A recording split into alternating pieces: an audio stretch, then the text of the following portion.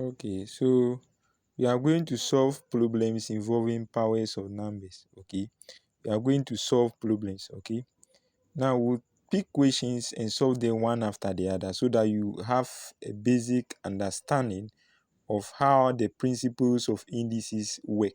Okay, now if you understand these examples that I'm about to solve and others, you'll be able to tackle problems involving indices without any challenge. Okay. Okay, so you pay a rapt attention as I explain the solutions to you, so that you'll be able to apply the same principles when you see any problem. Okay. Now, when you look at this question, okay, we have 2 to the power 5 times 16 to the power 2.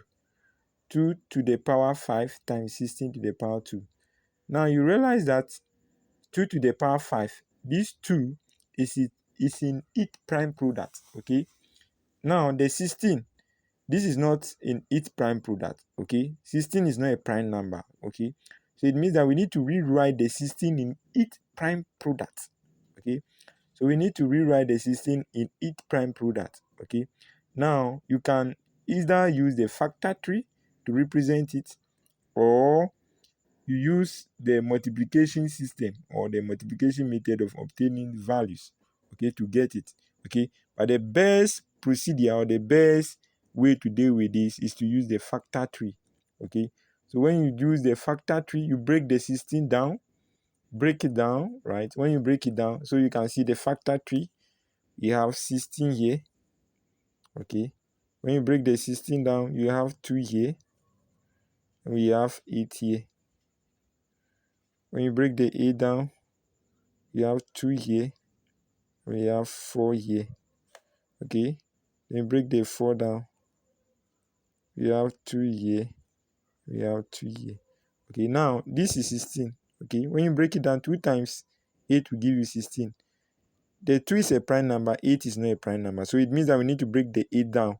I broke the 8 down, you have 2 times 4. Okay, the 2 is a prime number, the 4 is not a prime number, so I broke the 4 down, I had 2 times 2.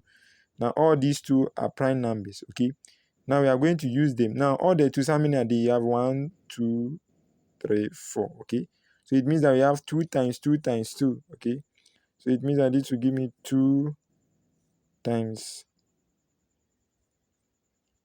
2 times 2 times 2. Okay, so 2 times 2 times 2, which will give me 2 to the power 4. So you remember the laws of indices. Okay, the bases, they are the same. It means that we add the exponent. Now each of the two is carrying the power of 1, so it means that we add 1 plus 1 plus 1 plus 1, which will give us 2 to the power 4. So in the same way, that's how I got this. So 2 to the power 4. Okay, now in the same laws of indices, we learned that when you have an indices, okay, a number in bracket, a number carrying a power in bracket, it means that the power is going to multiply. Okay, you multiply the powers. Okay, so here you can see 2 to the power 4 all in bracket by 2. Okay, the value here we have 2 to the power 4. Make sure you put it in bracket so that the powers can multiply. So 2 to the power 4 times this. Okay, so 4 times 2, which will give us 8. Okay, now per the laws of indices, when you are multiplying, you check the bases. Are they the same? Yes, the bases are the same. When you are multiplying and the bases are the same, you add the exponent.